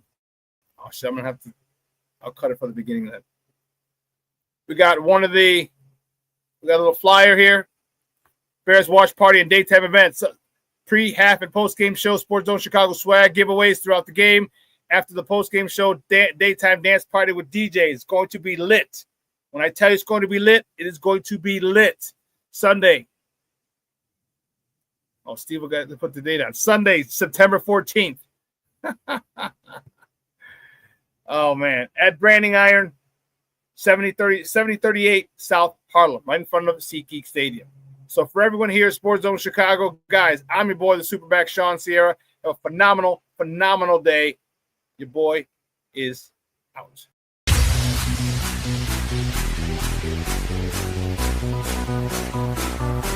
Come on, raise the bass.